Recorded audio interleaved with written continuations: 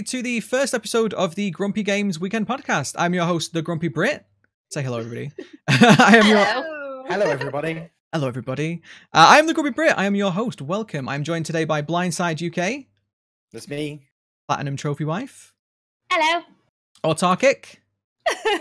And that's it. There's only four of us. But welcome. This is episode 1. It's a podcast where we talk about games and stuff because, you know, we're all gamers. We like games. So we do some introductions. Who are we? Or Blindside, do you want to start us off? Who are you? Sure, yeah. I'm Blindside UK. I am a student, part-time Twitch streaming, and just general liability. Why I'm here is a giant question. Who knows? General liability. I like that. Is that on your CV? That's my tagline. Do we have to come up with taglines? We don't have to. He just wanted one. He wanted a tagline. He wanted to be a general liability. So PlatinumTrophyWife, what about yourself? Who are you? What are you doing here? I am a platinum hunter and also a wife. You know, that's kind of how it goes. Yeah, that's pretty much my whole life. I mean, it's a very clever name. You've got the branding down. I love it. But you're both streamers. You're a streamer as well, Taylor. Why don't you introduce yourself, Taylor? Autarkic. Sorry, Autarkic is also named Taylor. Just tuning in now, you're probably very confused. A screen name that everyone has informed me they hate. It's a little tricky. Lovely. It's a little tricky to pronounce. But yeah, I'm Taylor, and I stream as well. I stream mostly Dead by Daylight, and I'm a recent university grad. Oh, congratulations! You just graduated as well, haven't you? Just. Yeah. Last week. I moved out on Monday, and well, it's Friday, so 5 days, school free. So you have everything figured out. You know exactly what you're gonna do for the rest of your life because now you have all the education you needed. All done. Of course. All done. I'm just gonna use my university degree and keep streaming. Well, that's what I did.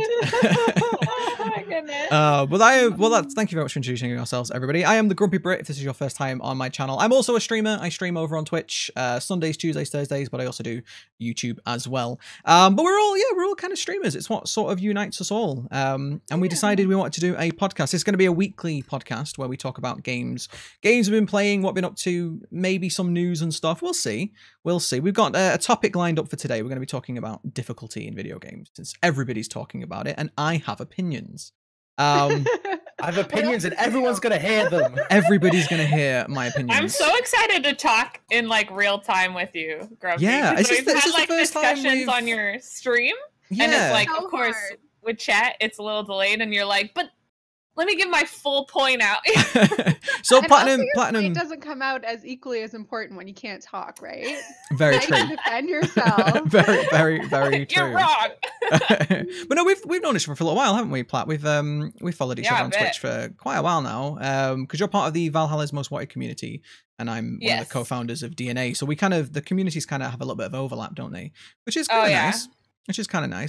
Yeah, it's really, really nice. I love DNA. They're great. Yeah, it's nice when communities come together and don't, compete too much and have rivalries and stuff. I say that. I hate Grumpy. I'm here to learn about the enemy. That's it. She's the spy. Well, why don't we kick off with what's everyone been playing this week? Has anyone been playing anything interesting? Plat, you said you were going for a platinum trophy in a game. I'm actually I'm going for Dishonored 2 Platinum, which is a bit easier. I'm on my second playthrough of it, and then I'm gonna need to play through it one more time. Mm-hmm. And then I'm going for the long game Platinum Trophy for Fallout Shelter, because it's, originally a mobile game, and yet they put it on PlayStation, so you can only play it for so long where you're kind of like done. You can cheat it and just keep moving the time forward on your PlayStation, but I'm like, meh. I would love to put 300 hours into this Platinum instead. Yeah. So it's like playing a little bit every day, essentially, like a half hour or so, and eventually I'll get the trophy. Is this your first playthrough of Dishonored? Did you say you played it before? Of Dishonored? Oh, yeah, Dishonored 2. This is your first playthrough? Yeah, Dishonored 2, I played through it, and I just played through it for fun. I don't go for the Platinum at first. I just want to play through it and experience it. And so this will be my second playthrough. I'm going for like a high chaos run.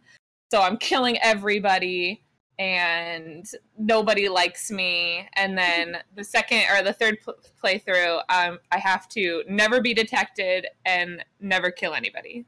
So I've only played the first Dishonored, and in the first one there was that massive element of if the more chaotic you went, the world started to change. If people started to react differently and things like that. Is that still present in the second one?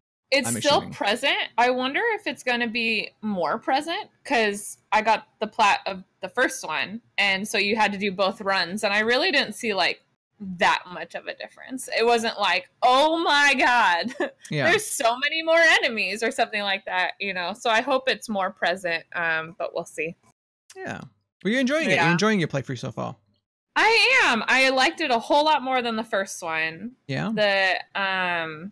The characters just seem more interesting, because now you can play his daughter Emily, and so I played her as first, and now I'm playing as Corvo. And they like introduced this new thing where you can play through without powers. Oh, like a which I thought run. was really weird, because I was like, but isn't that the whole selling point?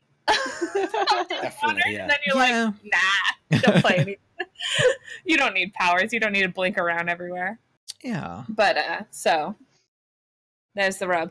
But yeah, no, I like it a lot more. The characters are a lot more interesting. I liked Emily's power set a little bit more just because it was different. And then the Outsider, I found, like, because they delve into like more of his lore, and he's like super interesting. So I'm really excited to play like Death of an Outsider, because I think that's like mainly about him. Yeah. Because in the first one he was just kind of like there saying vague things. And like in this one, it's like you get a little bit more of his background, so I'm really excited for it. That is so accurate about the Outsider. He does. Yeah. And he'll say like super vague, and then he's like, "And now I leave," and then he just buggers off. He's like, yeah. And then like in this one, you got more of his backstory, so it was really interesting. And plus, he's like a familiar face, so you're just like, "Oh, I know you." A familiarity effect. Yeah, but in the first one, he was just like, "So that's what you decided to do?" You're like, "Yes." He's like, all right. Like, okay, bye. I feel like I need to play through this myself. I enjoyed the first one. The first one was pretty good. I just never got around to the second one. I think I was at university when it came out. I think I was too busy. Yeah. Taylor, what have you been playing? You been playing anything interesting? Doing anything other than Dead by Daylight? Or well, Epic Games put up The Witness for free this week, so I downloaded that to try it out. Elliot had Blindside suggested it to me. And oh no, we learned real names. It's all right. We're all open. We're all open about our pretty names. much outed. It's everything fine. on Twitch. It's fine, no problem. Yeah, but I'm like really into artwork in games, and that one is like really hitting it on the nose for me. So I like it so far, and I'm also into like puzzle type games too. So it's doing like a lot, but I do find it like kind of difficult. Like there's no real like instruction of where you're supposed to lead to, so you're kind of just doing like half puzzles and then moving somewhere else and doing other half puzzles and then like trying to figure out where they all like line up. But I guess that's the point, obviously. But yeah. So when that game first came out, a lot of people, when they first played it, complained because they said there was nothing in the game. And it turns out that a lot of the gameplay in The Witness, I've not played it, by the way, but a lot of the gameplay in The Witness is sort of, like you say, it's kind of obfuscated. It's a little bit hidden. It's not here, go over this way and do this objective. It's a lot, you got to try and find it yourself. And I think that's why a lot of people really like The Witness. I actually really appreciate that, because like you kind of like walk around and then like you get to a point where you can't really progress any further than that because you have to open it. So you realize, okay, well I need to turn around and like figure something out that I've missed. And then like I've had a few games like line up where like different puzzles like meet together, and then you have to like take the things you've learned from two different ones and apply them to like progress, which I like. It's almost like a Metroidvania aspect to it. You're going back to the same area, but with a new perspective almost. Yeah, interesting. Exactly. Mm-hmm. The Witness is a blast. It's so rewarding because you like struggle on a puzzle for a long time and then you get it and you're just like, oh, I did it. We call that. I was streaming it and I had like strangers obviously coming in and being like, are you dumb? This is like, so easy. You're like, oh. Do you know, it's something that comes up a lot though, isn't it? That we call that the aha moment in my stream. We call that the aha. It's when you're stuck in a puzzle. It doesn't matter how difficult or easy that puzzle is. As soon as you solve that puzzle or you find that item you were looking for, you have this kind of like, I don't know, this endorphin rush. It's like, yes, I did it. And it's one of the dangers of streaming games is that sometimes people can spoil that for you. And games like The Witness, you really want to like sort of figure stuff out yourself. Yeah. But well, no, then very it, like, interesting. kind of has other people playing it for you, right? Yeah, backseat gaming. Right. No one likes a backseat gamer. Okay, just don't do it.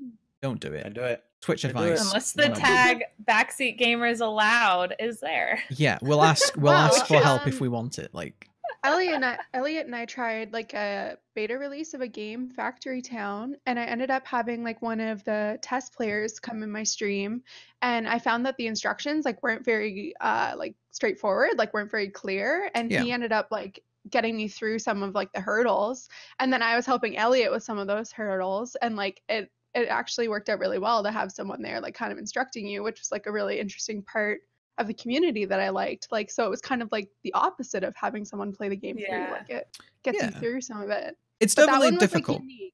It's difficult to know when a streamer wants help, but usually streamers will ask for help, or we'll have it in our titles. Do we we either want help or we don't want help? Generally, if it's like a blind I think I wrote run. help wanted. Yeah, exactly. Because a lot of people just want to help.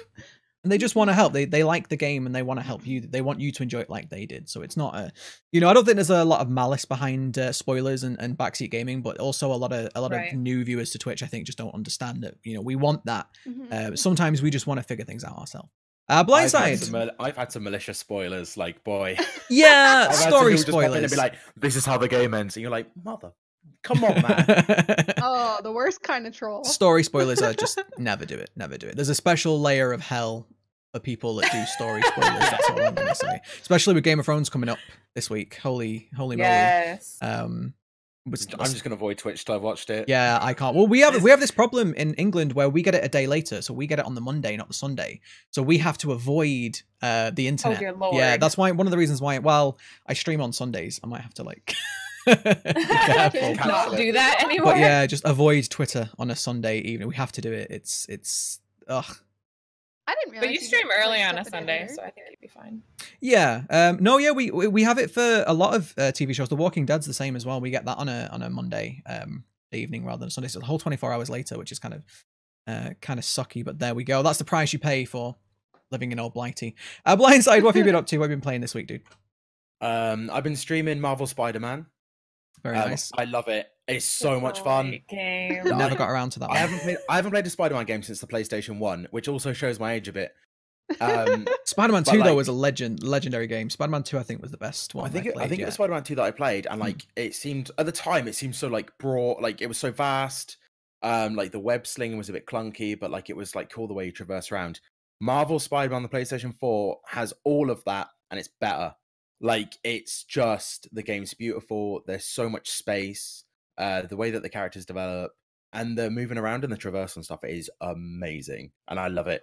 There's something unique about superhero games, isn't there? That feeling of just like swinging around a city or flying around a city or whatever, and it's just enjoyable. I don't know why that is. Have you played that one, Plat? You're again big PlayStation fan, obviously. I got you've the played... platinum. Yeah, well there we go. Yeah, you are the platinum trophy wife. It's actually a really easy plat.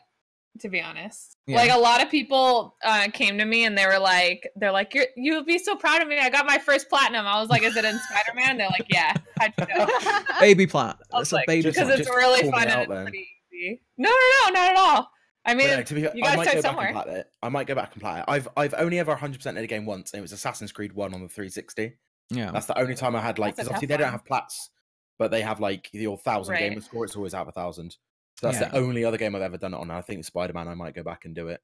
Yeah. I've never been somebody who like 100% games, especially not recently, not the last couple of years. The way that I play video games now is often for work, so I don't really have the chance to go back and play them that much. I kind of have to move on with other games, but I've never been someone to really 100% games. I don't know. I've never had that.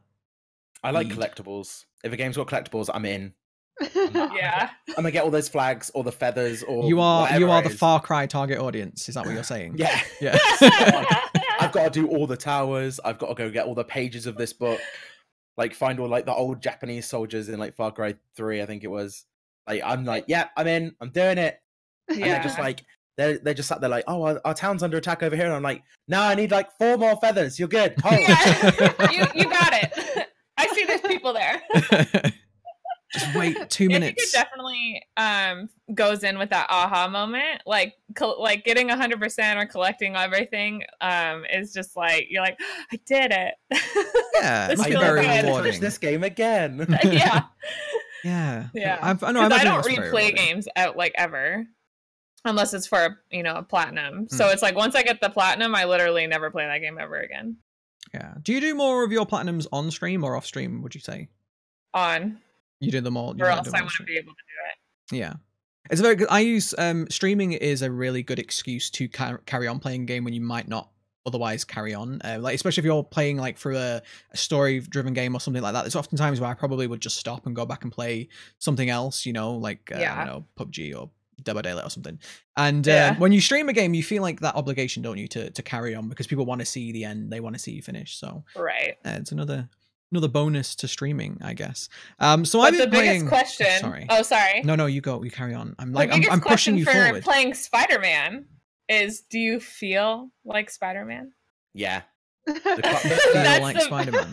You gotta feel like Spider-Man. I like whilst I'm playing it, I do all like the Spider-Man quips and stuff, and I'm punning people. Like I feel like Spider-Man is like I'm calling people out on shit. Like it's Have you ordered the costume? You mean why would I need to? Well, there we go.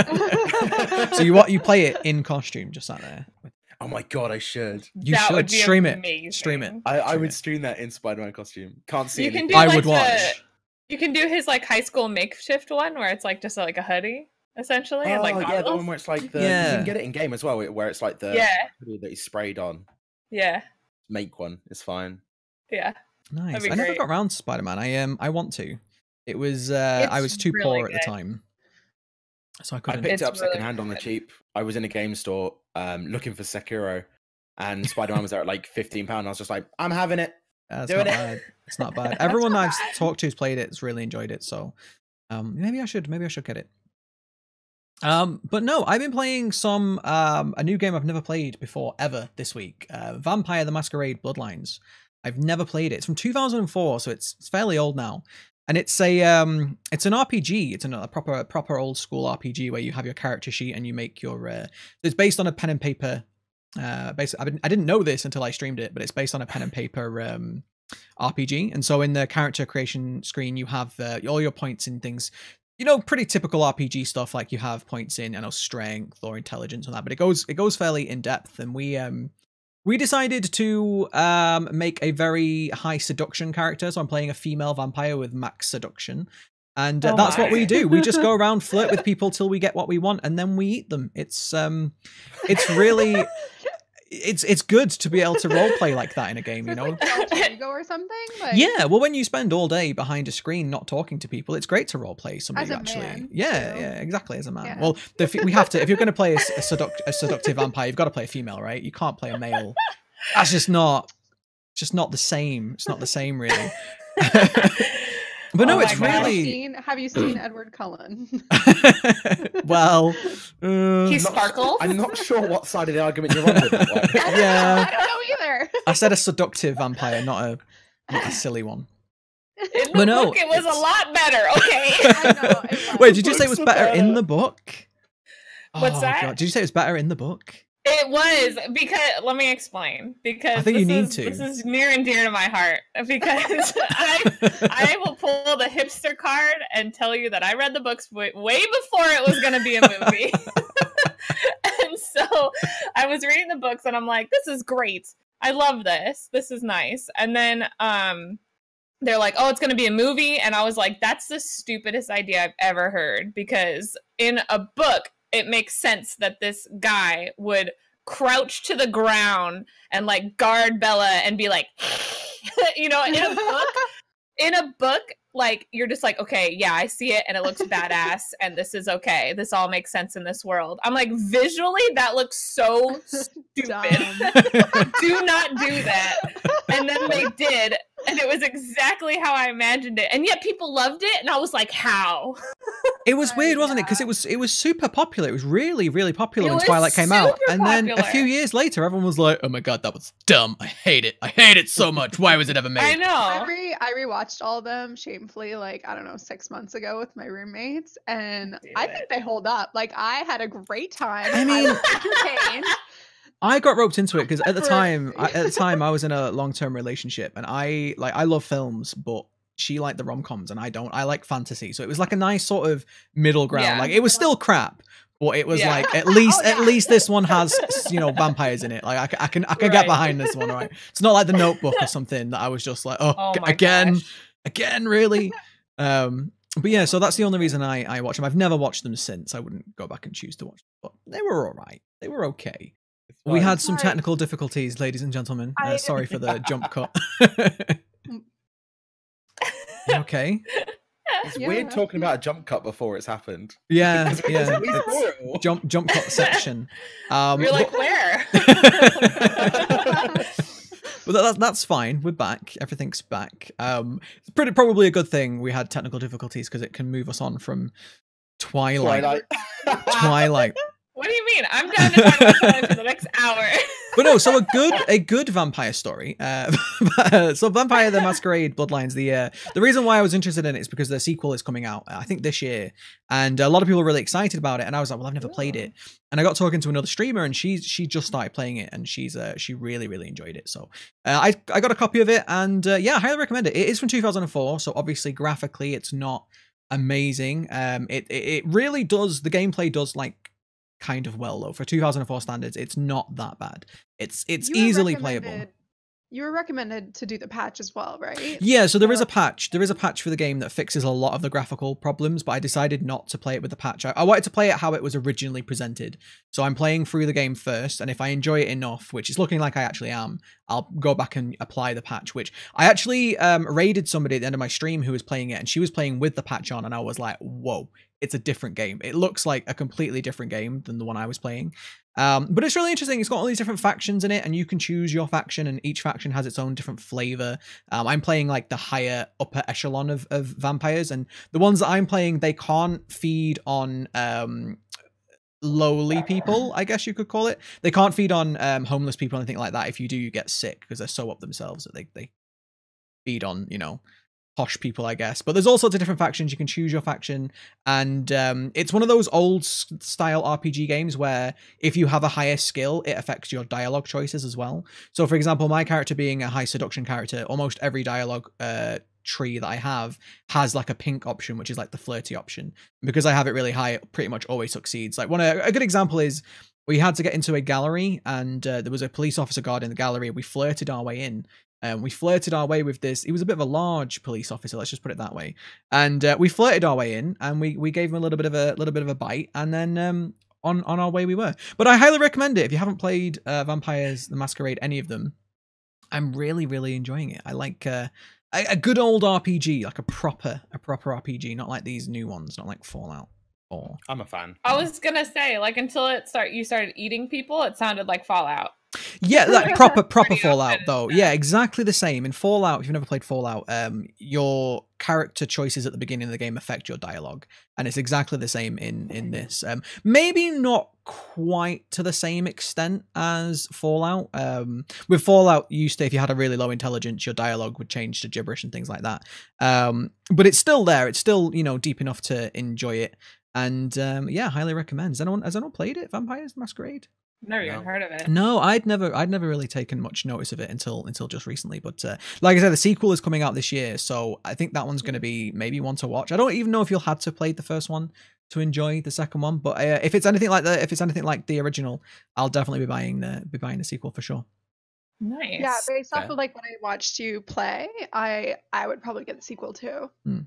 Well, hopefully the sequel, you know, with it being released now, will kind of fix some of the problems of the first one. I'd say problems. It's not problems. It was problems of the time, you know, like the combat not being as flashy or as sophisticated as modern games. But it did come out in 2004, so it's 15 years ago. But I think it holds up. I think it holds up very well. I'm really enjoying it, so I'm going to be playing more of that next week for sure. Yeah.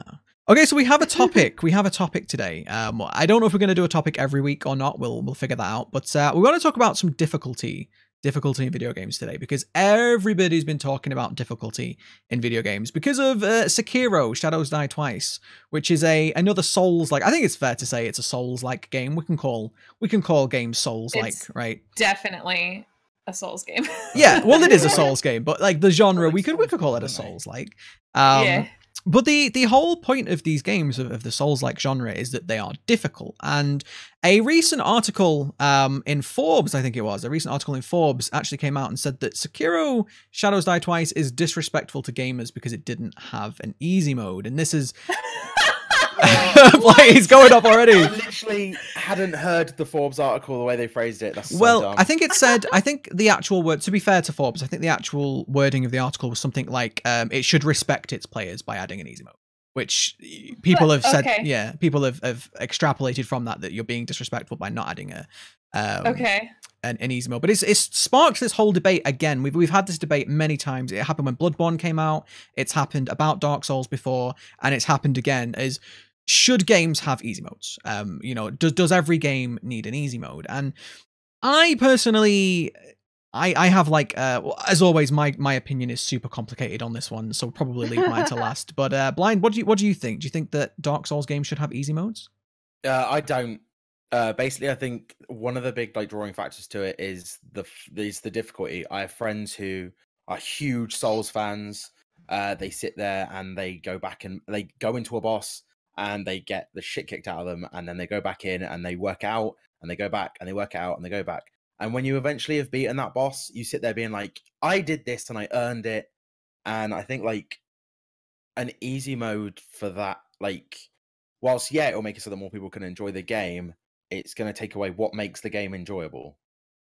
Is basically my stance on it. To the people that are like fans of that. So like, because I think a lot of the people that are complaining about the difficulty aren't people who are playing Souls games. I think it's people that have heard it's super difficult, have seen something that they can hop onto, and they're hopping onto it. I don't think these are people that are going to be playing Sekiro anyway.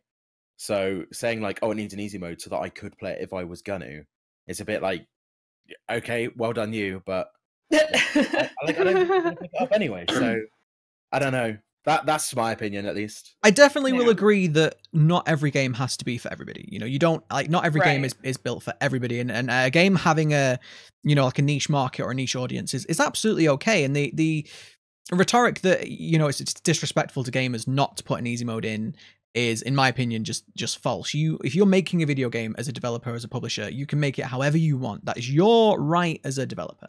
Taylor, what do you think about easy modes in video games? Do you think that they should add an easy mode to Dark Souls? I mean, you've not played Dark Souls, have you?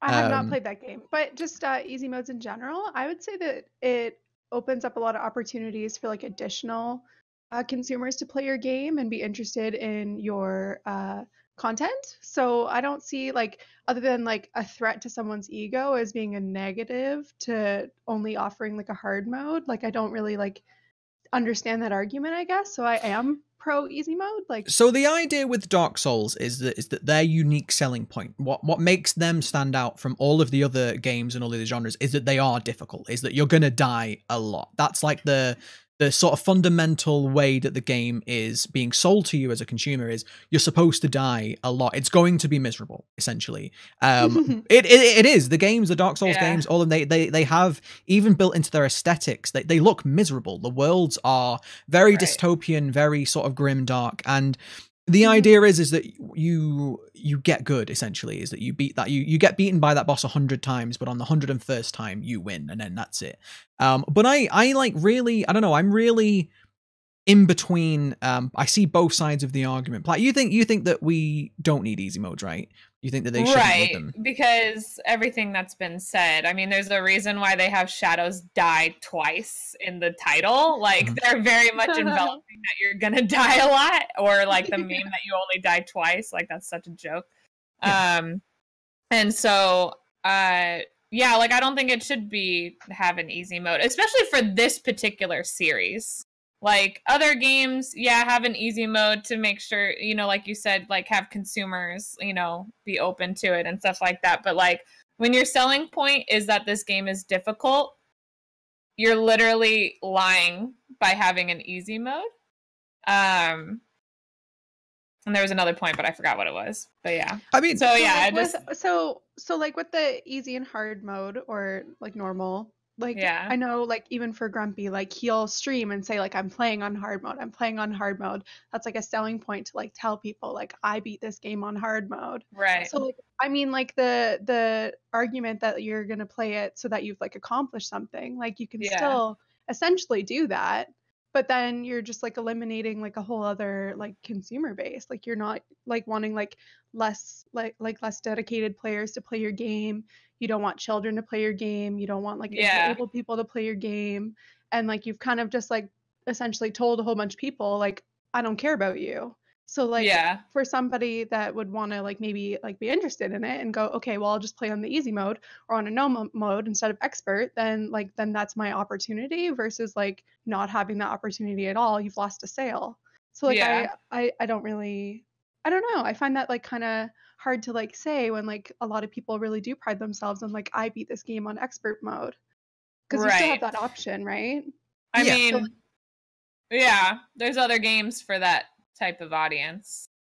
Mm-hmm. So the way I'm okay with that. Again, I kind of am in the middle of this one as well, because I think Taylor's absolutely right. If you were to put something like an easy mode in any Souls-like game, you are going to open up that game to a wider audience. Yeah. More people are going to be able to buy your game and enjoy your game, which is from a business standpoint very good. But on the same token, at the same time, if your unique selling point is your hard difficulty, if you put an easy mode in, some people are going to feel like that undermines your unique selling point. And I personally, I don't think it needs to. I don't think having an easier mode in these Souls games takes anything away from the normal way of playing. And a good example of this I brought up was a lot of games that do have difficulty modes will say that this is the preferred way, or this is the way that we intended the game to be played. I think Halo, even so far back as Halo had that heroic was the way that they designed the game to be played.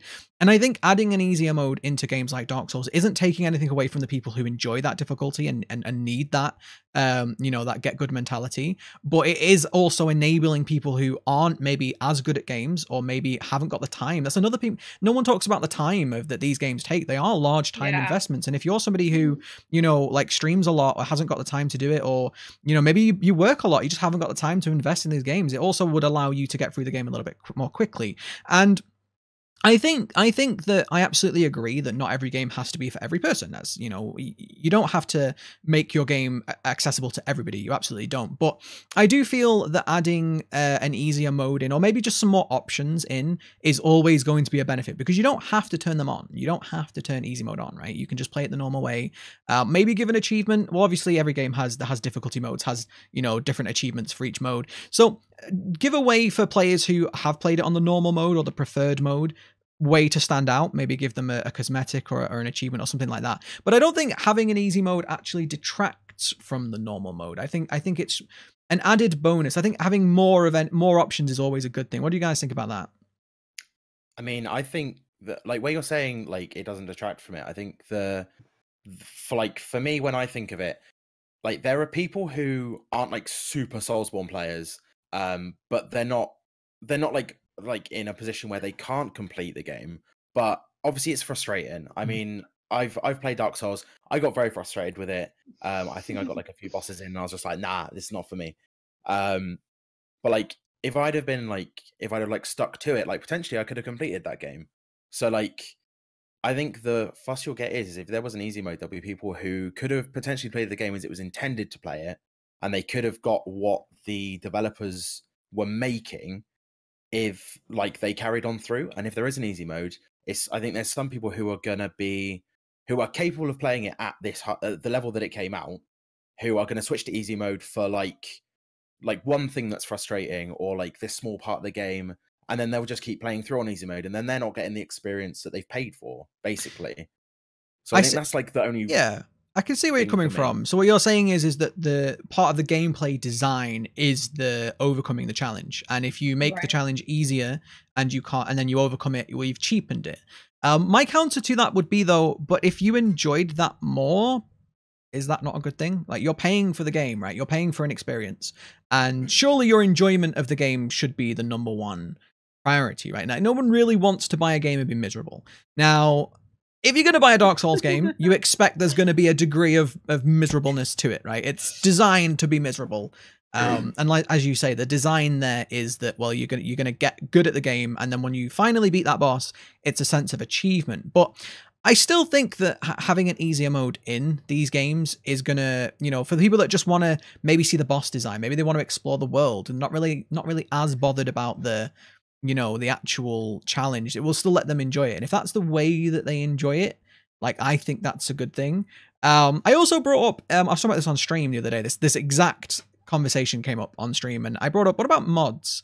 Because we're talking about how the game is designed to be played, right? And the developers designed it one way. Well, mods completely change a game, and in some cases like Minecraft, they can change the game drastically to sometimes you can't even, you know, recognize the original game. It's almost like a whole new game. So what about mods? Mods change the way that games are designed to be played, and everyone's okay with that. Why do you think maybe people they're okay with things like mods, and everyone's always okay when you add extra difficulties? Like, no one complains when you add, you know, like a hardcore mode to a video game, but yet people seem to get very angry when you suggest an easy mode to video games. I think it, again, depends on the game, because again, if you, well, like, let's just say God of War didn't have like an easy mode, you know, kind of thing. Because if you like came and was like, God of War needs an easy mode, and that's like you're even playing a god, it would actually make sense that it would be difficult.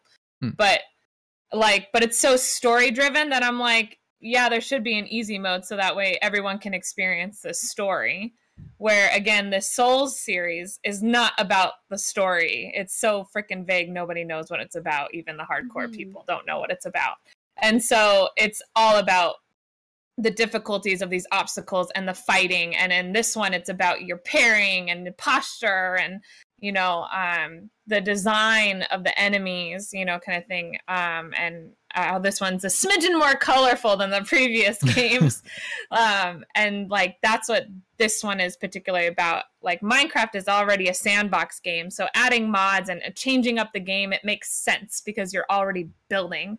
Why wouldn't you also build a mod for the game to make it completely different? And then where the Souls games were literally made to be, and I could be totally talking out of my booty here, but I could have sworn I heard that the creator like literally made the game to be like an allegory of life and how life is hard and you will fail over and over and over and over again until you accomplish it. So it's like, to put in an easy mode would literally be changing the artistic purpose of the game. Now you could say that's really pessimistic about life, but I mean, like, it's true. Come on. The game for fail and fail and fail and fail and feel terrible until you do it, and then you feel like, oh my gosh, I made it through, and therefore you can make it through things in your life. So I'm gonna counter that point again. It's a thing I do. You could, I feel like you could still have that same design mentality with not quite as hard. Like, I don't think a game has to be, you know, like the most difficult game ever to get that artistic point across. And I fully agree that the unique selling point of the Dark Souls series or Souls-like games is the difficulty. It's what sets them apart, you know. So if you take that away, then you're left with what you're left with. You're left with a bog standard basic RPG-ish combat game, right? But I still think I will always subscribe to the idea that giving people more options is always going to be better, because I think the majority of people, if they pick up a Dark Souls game, are not going to play on the easy mode. The majority of people are going to play on the normal mode. You know, most people are going to play it the way it's designed, you know, intended. But I feel having that extra option, in my opinion anyway, adds more options to the game, gives more people a chance to play it, but it doesn't take anything away from people who want the actual Dark Souls core experience. And I know, Elliot, you said that you think people would be tempted to go into, you know, the easier mode, and maybe that's true. But if that's how they enjoy the game, and if that's what, you know, if that's how they want to prefer to play it, then so be it. And also, they might play it through on the easy mode and then like it so much that they go back again and play it on the hard mode. I did this with The Witcher. I played The Witcher on, I forget the exact terminology, but the hard mode, but not the hardest mode. I didn't play on Death March on my first one, and I played it on, you know, a bit more difficulty, and I played it through all the way through the campaign, and I loved it so much that I went back again and I started it on Death March, and I streamed it on Death March, which is the hardest difficulty setting. And so it gave me like it's actually not that bad. It's not that bad with The Witcher. It's nowhere near Dark Souls level difficulty. It's It's knowing what you're doing and being prepared. But it was I went through and it gave me that extra sort of replayability because I was like, well, I've already done it. So if I'm going to do it again, well, why not do it on a harder difficulty?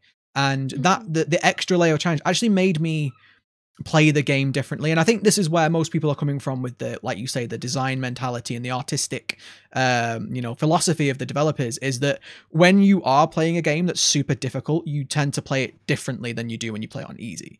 Right. Just examples, like when I was playing through on the less difficult mode, I would run into battles and just, whatever, it's fine, I'll be fine. On Deathmarch, you have to really think, can I take this enemy, or should I come back later? And that, it makes you, it does make you think about the games differently. But I'm never gonna be convinced that it shouldn't be. Did you like one playthrough over the other one? On The Witcher? Yeah, I preferred it on Deathmarch. I preferred it on the harder difficulty. Oh, interesting. You preferred it on the hardest difficulty. Interesting. Yeah, no, we play games for challenges. I agree, but sometimes I don't know. Sometimes I just want to play Stardew Valley, okay? And that game is not hard. That game is easy, apart from... And that's why there's the easy mode, which is Stardew, and the hard mode, which is the Souls games. Like, that's what we're saying. But what about if I bought both? That was one of my questions. Like, are people asking for easy mode, or were people just debating there should be easy mode? So there was a couple of articles. There was one in Forbes that said that the developers should be respectful of their players and add an easy mode in. And then that got onto a lot of people talking about accessibility. So maybe disabled gamers, maybe younger gamers, maybe, people who haven't been gaming as long. And that sparked the whole debate again. So no one's asking for easy mode. It's I think some people are. Whether what I've seen, it's a bit chicken and the egg with this. Like if you look into it, so originally when like journalists and stuff were coming out saying like Sekiro should have an easy mode, like if you were on like Twitter and stuff, there were people who were kind of coming back at it saying like, oh well, they're made to be difficult, and there were some people saying like, actually this would be quite nice. But for me, because I was following Sekiro quite closely, I didn't see anyone before the journalists were coming out with this stuff. I didn't see anyone like tweeting or putting anything publicly, or I didn't really see any videos or stuff saying like, oh, this game's like way too hard. Like it seems like journalists went first and then other people followed on, which to be fair might be journalists like giving people the like opening to come out with it. But I don't know. This is why for me it seems a bit like kind of people went, oh, this is like a new hot topic thing that we can like get on.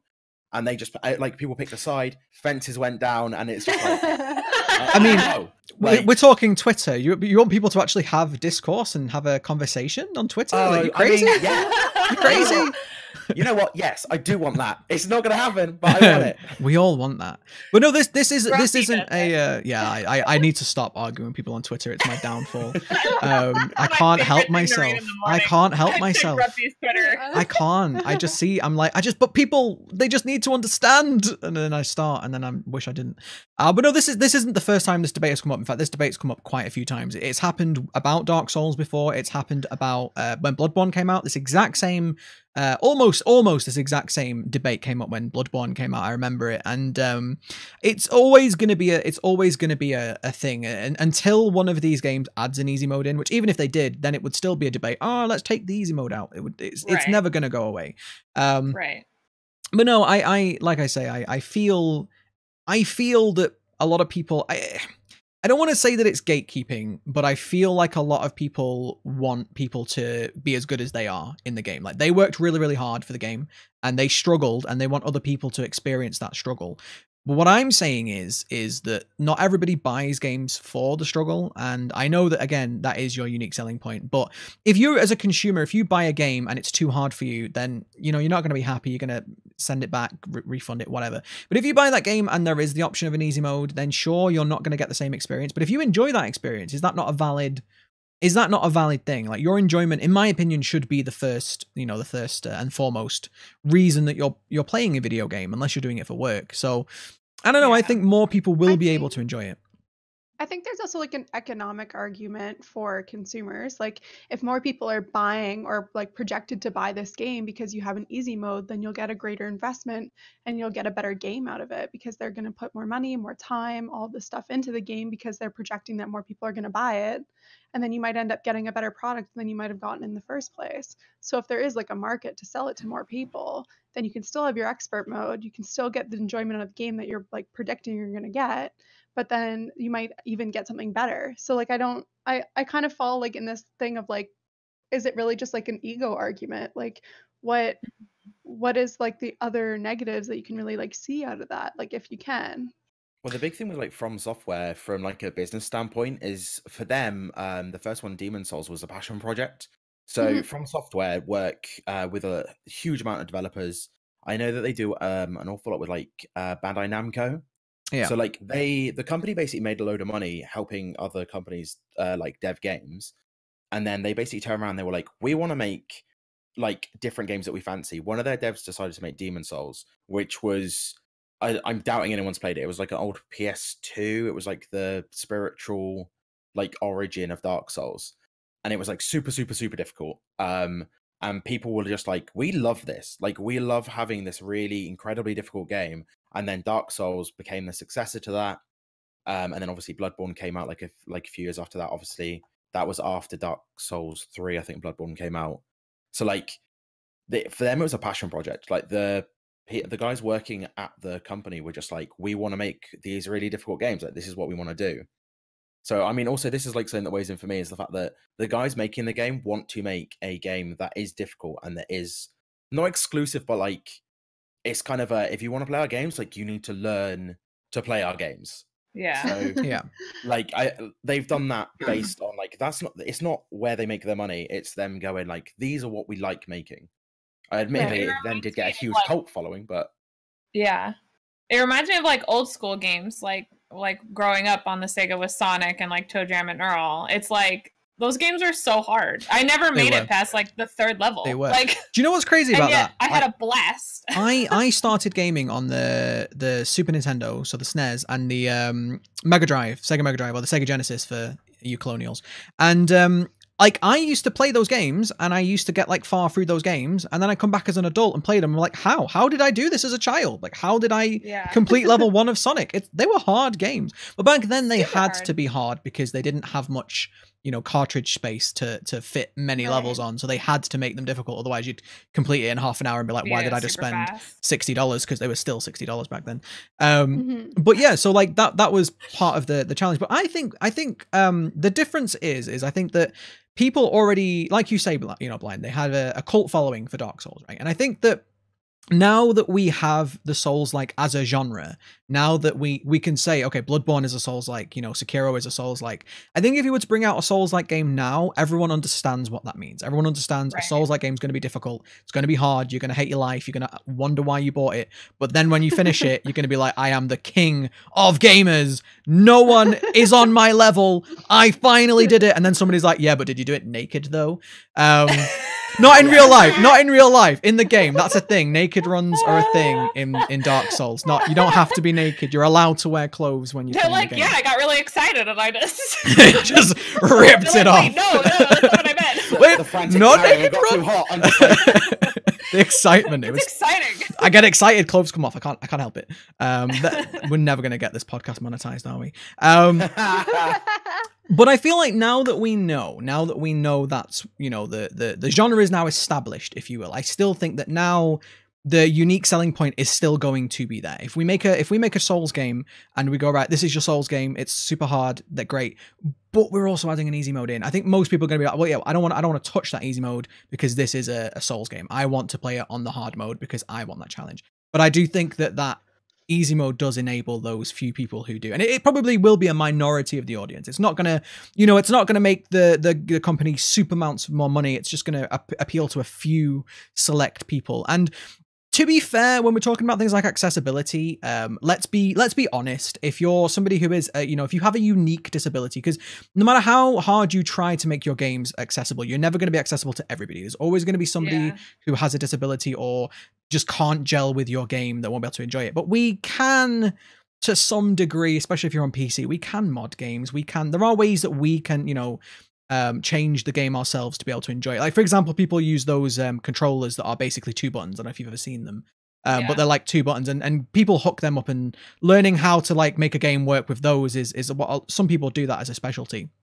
And so, you know, I do think there is some onus on the consumer that if you are somebody who is in a unique position, that maybe you need to, you know, decide whether this game is for you or not. But at the same time, I just don't see anything wrong with, you know, allowing that smaller minority access to your game. And again, if they enjoy it that way, if they enjoy it on a little bit of an easier mode, I just don't see that as I don't see it as taking away from the people who do like it on the hard mode. I think they can be completely separate.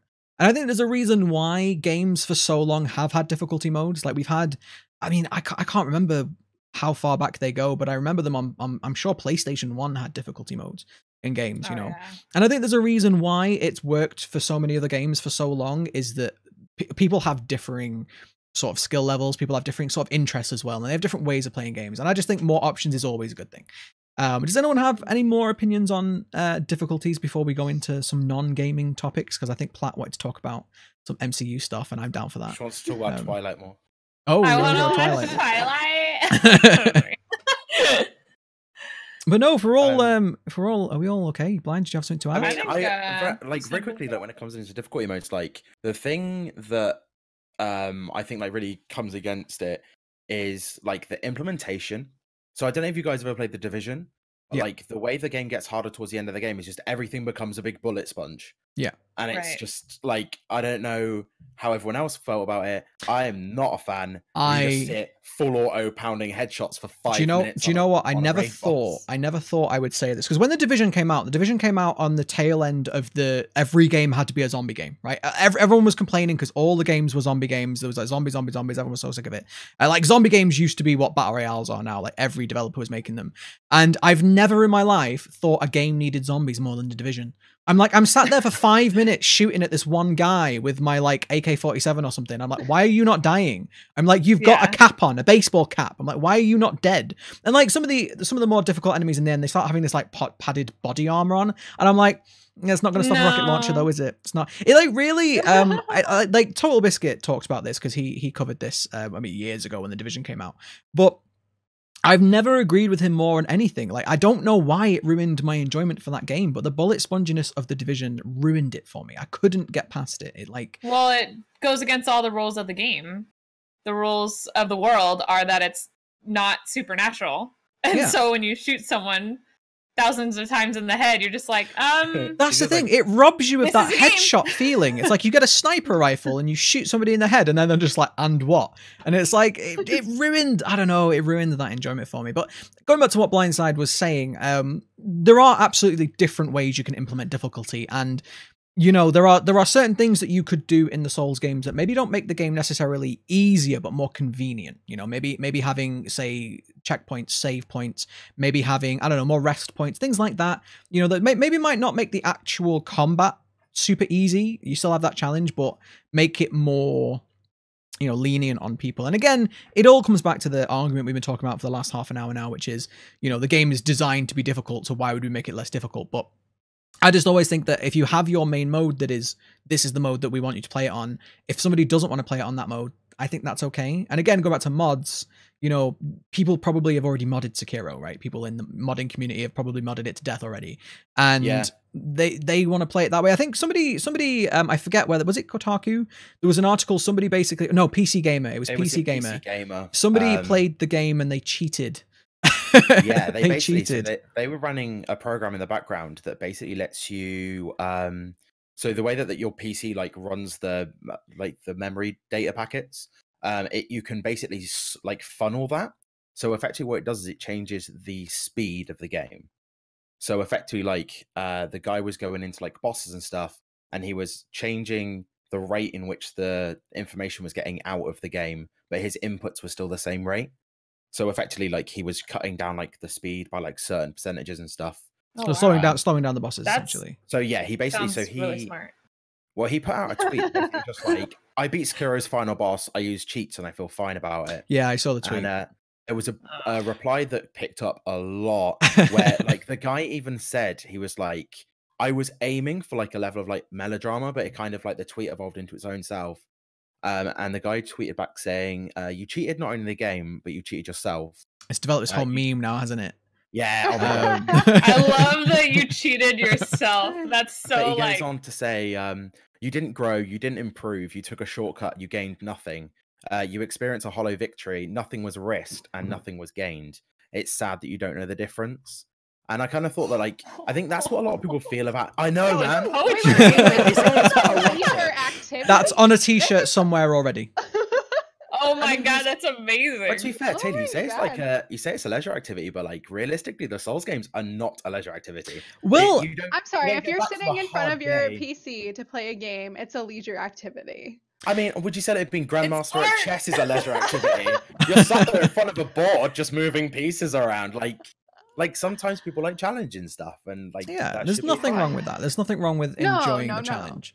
No, but that's not what we're saying. I think people are just on like this next level of like Yeah, attacking they really the are. person when you're like actually just playing a game. Like people Yeah. need Yeah. to take a breath. Like that. Well, that was my whole argument. It's like however you enjoy the game is valid. Like if you like to play the game one-handed, play it. If you like to play the game blindfolded, play it. Like however you enjoy that game, like go ahead. So, but I feel like whenever we make games more difficult, like if I was to go and stream a blindfolded run of Dark Souls, everyone would be like, yeah, great. But as soon as we make it easier, now it's a problem. You know, like again, it's like we're going back to things like you know, cheat codes in old games, or Game Sharks is another one. Like people always used to complain about Game Sharks and things like that.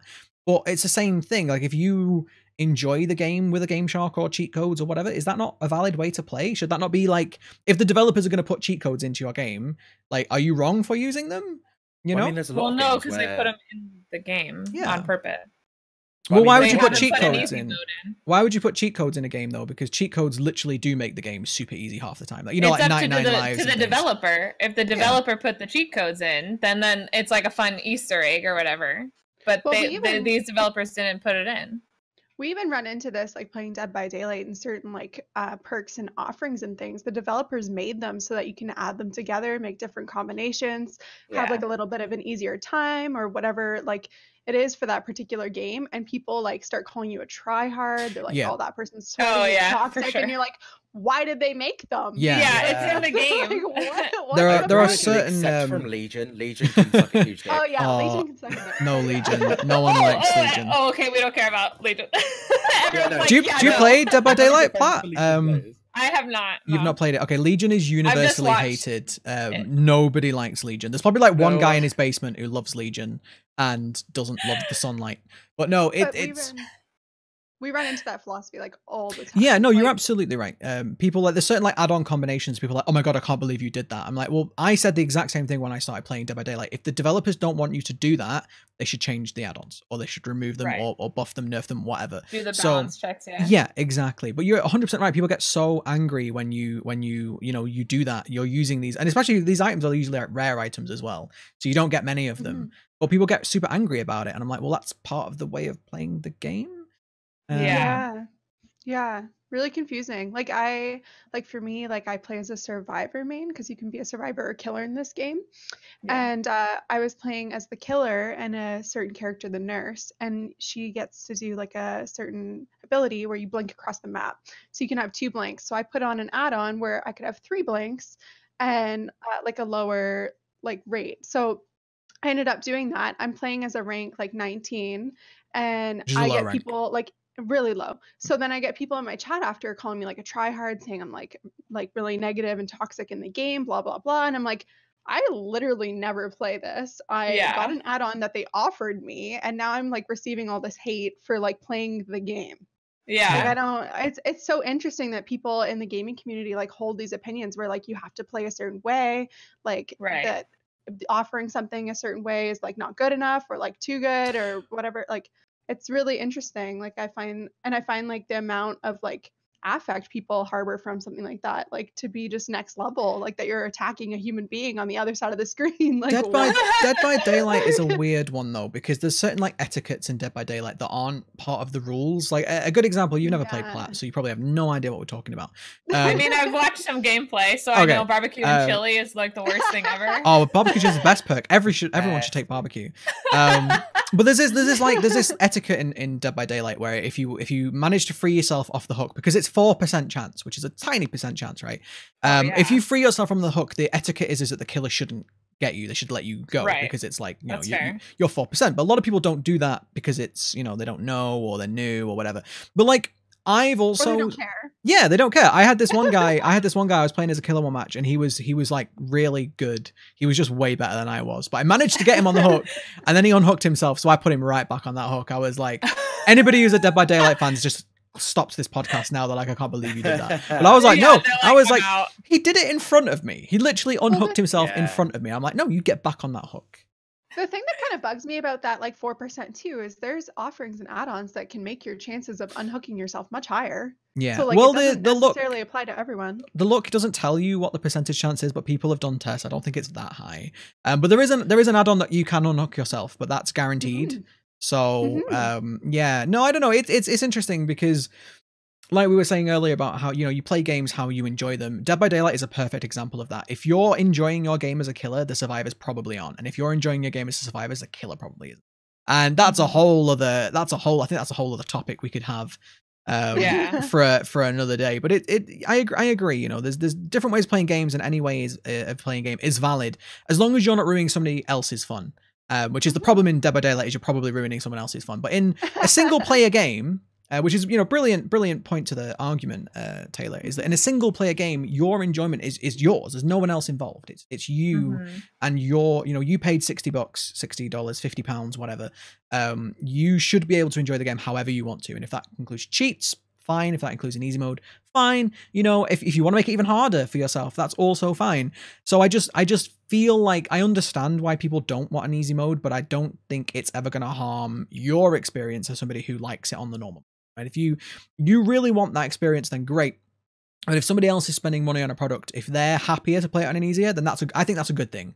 I think that's a positive. And that ties back into what Taylor was saying about, making more money as a company, is that if more people are buying your game, that's more money, right? Yeah. I think the Souls games would lose their specialness. You think? Yeah, like I think the news about a new one coming out, if it had an easy mode, they wouldn't be any more special than the other game. But the normal mode would, though. That's their selling point, then, is what you're saying. Is that yeah, But exactly. you'd like still if they have came that out with normal an mode. easy, normal, hard, expert, whatever, they have the works, kind of thing. If they have all these different modes, then there's nothing. I don't even play the game right now. I'll be honest. I haven't touched the killer. I haven't touched it yet. I've never touched it. But if they had all the different modes, I am less inclined to check out that game. So you'd actually you'd say you might not buy it if it had an easy mode.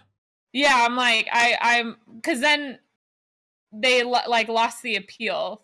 Because I would play the game to challenge myself, even if they had the easy, because then I know myself. I would go on easy because I know these games are hard because that's their story. So I would go on easy, and then I'm like, well, then why am I playing it? But you've also admitted that you're not playing it. Right. But I would. Is that because it's too hard? But I'm more inclined, because if one day when I'm like, I want to torture myself today, then I would get it. Well, this whole thing has made me way more likely. So I have Bloodborne on the PlayStation because it was on PS Plus a while back. Yeah.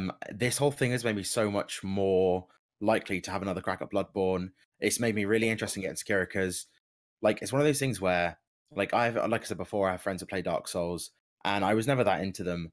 But this whole thing has almost made me want to go and try it, to be like, actually, it is a difficult game, and there is a big learning curve to it. I'd love to have a crack at it and see whether I can do that. Is it something that I can achieve? Yeah. Right. So, if anything, it's made me want to do that. So actually, it being hard is almost brought me on board with it, where I wasn't before. So, yeah. Right. See, as someone who is not as dedicated as some of you, finding out that I probably won't make it very far, I'm like, why would I spend my money on something where I could have enjoyed the thing to the end, seen the bosses, seen the story, and been like, oh, okay, I get it, versus I'm not gonna even bother. This is my whole thing as well. I've played, to be full disclosure, I've only played a little bit of Dark Souls 1, and I've played some of Bloodborne, and I didn't finish either of those games, and I really enjoyed them. But at the same time, the idea, so for me, as somebody who I have very little time to play video games for enjoyment anymore. And the prospect of doing the same thing over and over and over again in a video game just turns me off so much. But like the idea of being able to actually go through these games and play them on a slightly easier mode and still, you know, experience the level design and the world and the lore, because there is minimal lore behind the Dark Souls series, but the lore is still there. And being able to explore the boss design and you know, still see what's in the game, I think would probably persuade me to go back into Bloodborne. I'm not just saying this to prove my point, but like I own Bloodborne and I never finished it. And I think an easier mode would, you know, encourage me to go back and play it. Now, I agree with what Blindside is saying. Then if I did that, you know, well, then I haven't got the full experience of the game and I might be like, oh, well, that was crap. But at the same time, as, you know, for me, I'm probably never going to go back to Bloodborne. Unless I stream it, so it would give me, you know, it would give me an incentive to go back in there and at least go and look at because not everything about these games is the difficulty. We've still got artists working super hard on the, you know, on the aesthetics of the bosses and the monsters and the enemies and the world and all these things. There's plenty more there that's not just the difficulty, but I think people get blinded by the fact of the difficulty because the difficulty is the main selling point. I mean, as a group of Twitch streamers, isn't it like the big glaring obvious thing in the whole thing is like, if someone wants to experience the game and they want to see the things, but it's not their kind of game, like surely that's what we do. That's literally what I was gonna say. That's kind of what we're here for. I was like, all the stuff you just said, I just watched Sneaky play the game and I got everything you just said. Yeah, I mean, I've watched loads of people play Sekiro and like, obviously, like I'm not getting the difficulty end of it and stuff, but I'm still seeing like the beautiful character models, like obviously like a lot of Dark Souls is like it's basically grayscale. Like this is colorful, like the way the combat works, and especially for me as well, like as someone that isn't that good at these like action kind of like very high skill ceiling combat games, seeing people that are good at it in the combat is amazing. Like watching people who are really good at Sekiro like fight bosses and stuff is like it's a spectacle. So I mean, I'm kind of like where you're saying like, oh yeah, but what if people want to like experience the game, see the bosses? Like you can still do all that stuff. Like it's all out there. Like it's not you doing it. I don't know. You're experiencing it. For me, there's a big difference between watching a game and playing a game. Even if you know it's not my favorite game ever. It's like I once watched an entire playthrough of The Walking Dead, Telltale's The Walking Dead, which is a story-driven game, right?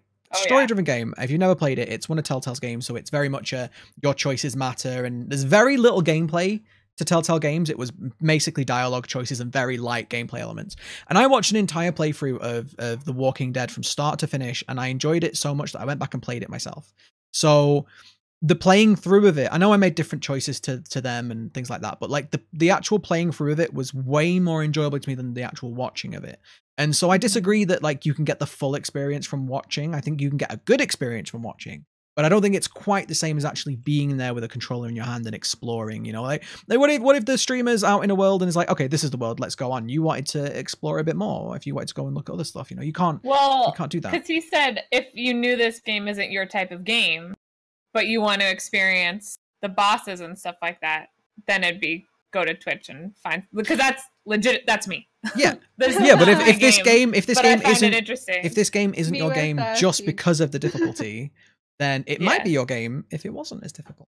That's where I come from. No, that's not even just, you know, for the spirit of debate or whatever. Like it's just. Yeah, if there was an easy mode, I would be less inclined, and I'm already not inclined. Fair enough. But like I mean, I would love to support like disabled people to play the game. However, but I think there's a different way than just like an easy mode. Like there could be like an accessibility mode, you know, kind of thing. Because obviously, I don't want to close that door to people who literally can't play it as is. Well, there's another whole. I would be open to that, but that's like a completely different reason. Yeah, you know I mean, there's been some people that have come out and said, "Well, hang on a minute, I'm disabled and I still like to play games that are difficult." You know, like not every disabled gamer necessarily needs games to be super easy, and this is why I'm again just to prove my point.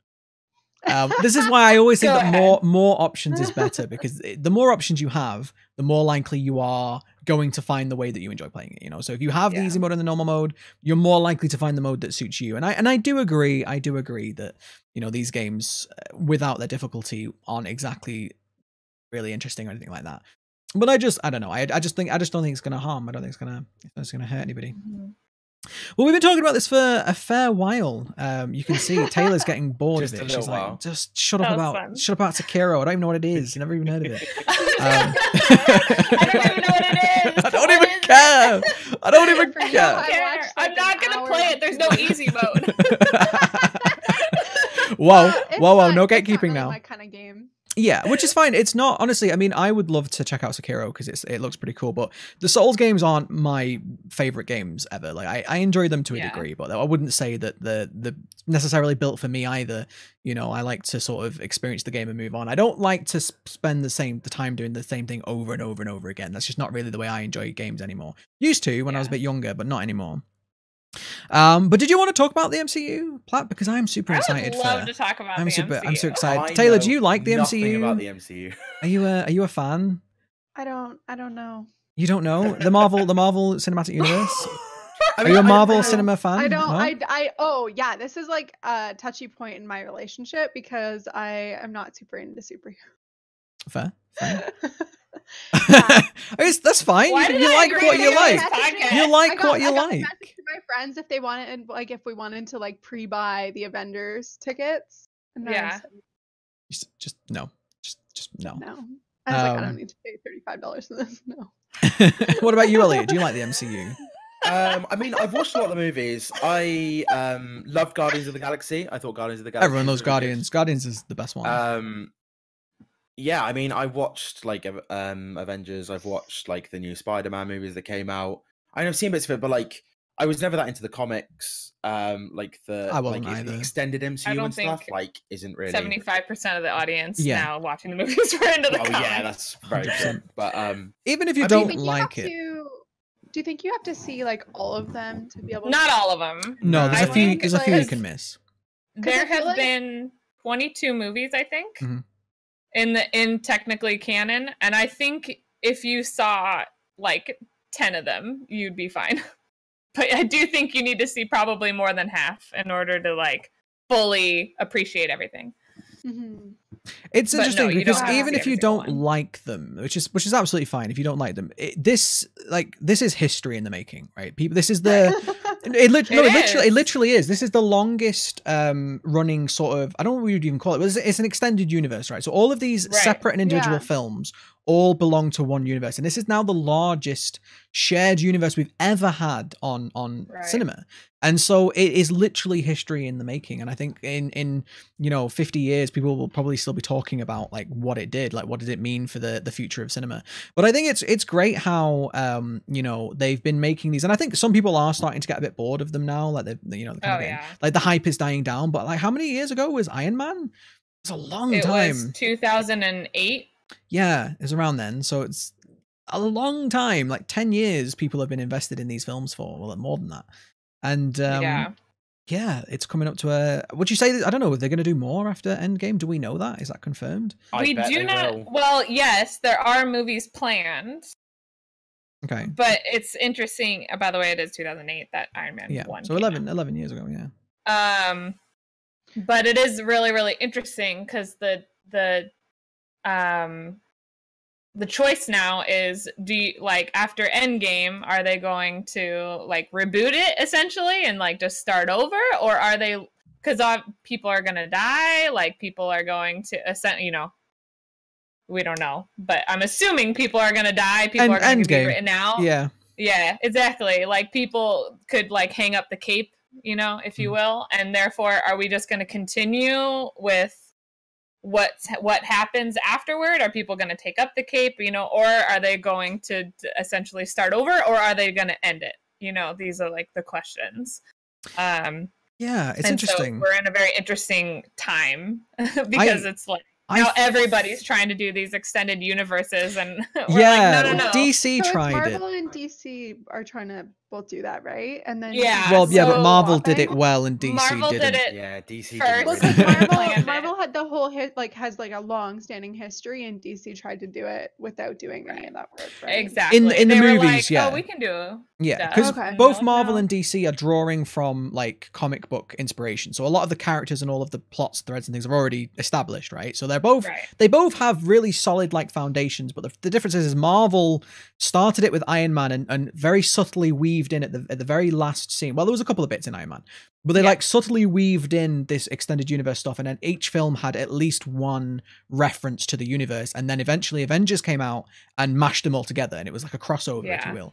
And then after that, they really start to integrate them. And it's some films, it's just literally like a throwaway phrase, like, "Oh, I saw Iron Man the other day," you know, or whatever. But like this feeling of, because a lot of films in the ages have like ignored other films in the series. You know, they don't acknowledge events that happen in the previous films, things like that. And yet this was like the first time that I'd ever saw a universe actually acknowledge people that weren't in the film. You know, like characters that weren't in that film, but they acknowledged them, and that's really cool. Yeah. But no, DC tried to do the same thing within like 2 films. They tried to do Batman versus Superman with a brand new Batman and Superman that no one really cared about. No offense. Yeah, because they had Superman 1, then Batman v Superman, right? Because they didn't even do like a Superman 2, and then they did Justice League. Yeah. Right. Like, I still haven't seen. I remember Justice League came out and everyone was like, "What the hell?" Oh, and Wonder Woman. Sorry. Yeah. I feel they tried too hard to copy the Marvel formula, but they didn't put the work in that Marvel put in. Like Marvel put that 10 years of work in, and DC was like, "We can do this too," and they did it. They tried to do it in 2 movies, and it was never ever gonna work. Excuse me, especially when like the Flash has a really good, like they have a really solid CW extended universe of shows. Yeah. And they're like, no, we're gonna ignore all of that, by the way, and we're gonna have a whole new canon. Yeah. Sorry, Taylor, like, did you have a question? No, I was gonna say, so Deadpool is... That's a weird one, because Deadpool's not technically part of the MCU, but it's still Marvel. It's technically it's Marvel. It's a Marvel movie. Okay, because I'm trying to think about all the ones I've seen. Right. No, technically that's not in the MCU canon, though. Yeah, it's not in the same. Even though he references it. Copyright issues. Even though he references it, which is kind of weird. If Deadpool references something, you can't just like take that as like, oh, it's canon now, because Deadpool just does what Deadpool does. Deadpool is what it is. Okay. Yeah. Well, Deadpool breaks the fourth wall even in the comics, though, doesn't he? He knows he's in a comic in the comics, so it's kind of funny. So he's able to do that. My favorite thing in Deadpool is when they said like, "You're going to go see Professor X," and he's like, "McAvoy or Stewart?" And it's like he doesn't give a damn. Yeah, he's just like, that's part of his charm. My favorite part is when he goes to the X Mansion and he's like, "It's so weird that I only see 2 mutants here. It's almost like we couldn't pay for the bigger actors." That's my favorite part. I was literally laughing my ass off in the theater. I like Deadpool's. But like, to put it in perspective, Iron Man 1 was in 2008, and we didn't get the Avengers until 2012. Yeah. So we had even years before that of like preparation of like, like we met like each character essentially besides Hawkeye. But each individual film also did something for the universe. Exactly. Which is like, crazy. I'm going back and I'm watching with my community, by the way, pretty much a movie a day of like the whole MCU, so that way it like ends and then we'll watch, everybody watches Endgame. Yeah. And so I'm like rewatching the entire MCU, and it was fascinating to watch the first Iron Man, because I thought like all this conversation about S.H.I.E.L.D. had come out in Iron Man 2, but no. They talk about S.H.I.E.L.D. constantly in the first one, and I was like, "Oh my gosh!" It was throwaway references, though, wasn't it? It was just little throwaway references. Like it wasn't really. If I recall correctly, in Iron Man 1, they're talking like Coulson's trying to get an interview with him, right? And and he's brushing him off. Constantly trying to get an interview the whole movie, and I was just like, "Oh my gosh!" I thought this was all in Iron Man 2 because I just figured.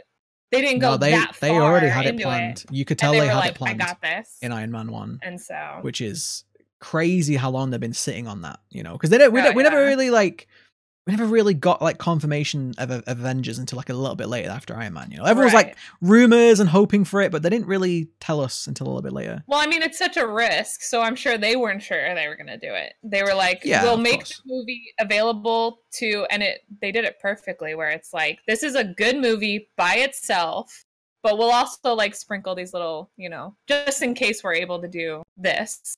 And then, of course, they did Incredible Hulk, which did terrible. So they were like, okay, this is correct. We did the right move. And then they continued on. Because Marvel had made loads of films in the past, but a lot of them weren't exactly stellar successes like the new ones are. I think like the Iron Man was the sort of the turnaround. Because we'd had, you know, we'd had the X-Men, which were okay. We'd had Blade, which was awesome, but that was like, you know, that was completely different. Obviously, Spider-Man got sold off. The rights for Spider-Man got sold off, so they couldn't really do a Spider-Man film. Yeah, so it was.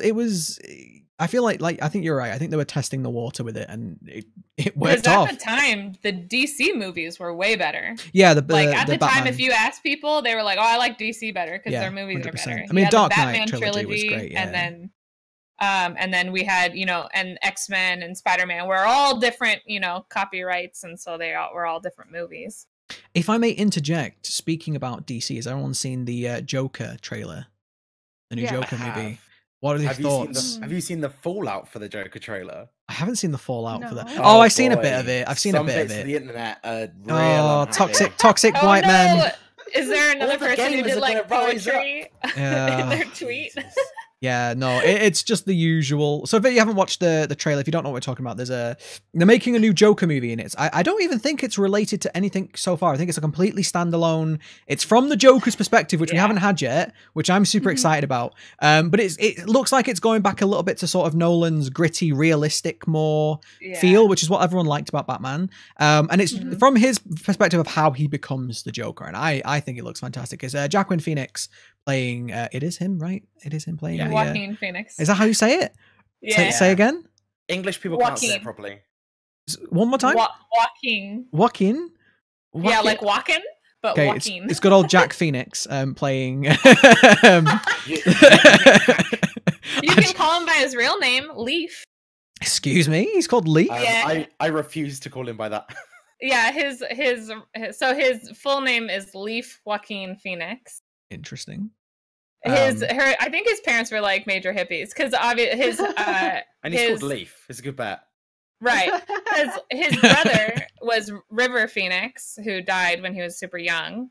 He was like in he was the young Indiana Jones in Indiana Jones 3, and he was a great actor, but he died super young. And so we had River and Leaf. I mean, is that not like old Native American sort of River? Naming I like conventions. River. I think that's really sweet. Leaf, I don't know about that. I think Joaquin is a bit better. I'm hearing guacamole. That's all I can hear in my head. Like guacamole Phoenix. Like, guacamole. I like how you said it though. You're like Jacqueline or something. Jacqueline. We always say Jacqueline Phoenix. I don't know. Anyway, the point was, you dicks. The point was that I think the film looks really good. I'm a big fan. I actually really like DC. I'm a big Batman fan. If I had to pick my favorite superhero, it would be Batman. Especially in the Arkham games. I love the Batman and the characters in the Arkham games. You know, that like really, really dark, gritty world, but like contrasted with this wacky, crazy, bright and colorful characters. Like the Joker is the personification of that. You know, he's always laughing, he's crazy, but I like that. Yeah. But I think the trailer looks good. I think I can see, I mean, we need to see, does he become fully the Joker in that film? Is he going to get that persona? Are we going to see Batman? I always want to see Batman in these things. I don't know. I'm like, Isn't he going to be like a kid or something? He's a kid in the trailer. Bruce? Yeah. So he's in the trailer. I need to watch it again. Oh no, I thought you meant the Joker, sorry. No, the Joker's an adult. He's in the but I think teenager. What am I remembering? I think they do have a flashback. Yeah, at one point the film was a bit younger. Okay. Yeah. But I think like Bruce is like a kid in it or something like that, which I'm like, okay, this is like weird canon. This happened with has anyone seen the show Gotham? Because I really enjoyed that show, but the same problem with that one. So Gotham, if you've never seen Gotham, it's the protagonist is Jim Gordon when he's not the commissioner, so he's younger. And so you have Bruce as a kid, and you have all of these villains that are basically younger versions of the villains. So a lot of them haven't fully become villains yet. And so you get all of these like really cool origin stories, and that's great. And I really like the show, but in the back of my mind, I'm always like, when are we gonna get Batman? Like, when we're gonna get Batman? Give me like, the Batman. Where's Batman? Like, I don't care. We'll have Bat-Kid. Bat-Kid, fine. Yeah, I'll do it. Not in Gotham. No, I don't think it does. No, which is like, it doesn't ruin my enjoyment because Gotham's a great show for me, but it sort of, in the back of my mind the whole time, I'm like, come on, watch Batman. Yeah. I want Batman. I like Batman. Batman. That was always weird to me because I didn't see the show in its entirety, but it always seemed odd to me that all of these villains were already there and like had their origin before Bruce even donned the cape, because I always, in my head, I'm always like, no, Batman was first and then the villains came. Yeah, which is always kind of, I don't know. Because he fought like common criminals and then the villains were like, oh, I want to dress up too. Yeah. I don't know. Was that a Nolan thing though, or was that like original? Yeah, I think I'm getting it from Nolan. Yeah, there's a long-standing thing in a lot of comic books where it's like, because of you get these superheroes who like get rid of crime, it creates a huge vacuum in crime. So you get these super villains who then come in and fill that vacuum, and it's almost always been like that, and it's always been about like keeping balance. It's basically Twitter. Let's be honest. But yeah, this is how it is. There's super villains on Twitter. There are. You know them. Yeah, it's me. I'm the super villain. But yeah, I think like the weirdest thing with the new Joker movie is it's like a different origin story. Because like so far we don't know who the Joker is in like before he was the Joker. It's never. It's been alluded to, and obviously in Dark Knight, is it? Where he's like, do you want to know how he got these scars? And every time the story changes, so like we don't know anything about the Joker so far, so I'm kind of interested in that. But that Joker's supposed to be in one of the universes in the comic books. The Joker like falls in a big vat of chemicals, which happened in the original, in the Jack Nicholson Joker, right? That happened in yes. They also do it in Suicide Squad with Harley Quinn. So he's already the Joker at that point, but he pushes Harley Quinn in it. Or I suppose at that point, Harleen Quinzel, Doctor, PhD, whatever. Somebody in the comments is just going crazy right now. You didn't get it right. They're just like, didn't get it right. Do you even read comics, bro? That's fine. At me, and then I'll just block you. It's fine. He will as well. It'll make my job easier, actually. So just at me. Just at me. I'll block you myself. But yeah, and obviously, like this one, there doesn't seem to be that. It's just he's like fed up of the stuff that's going on.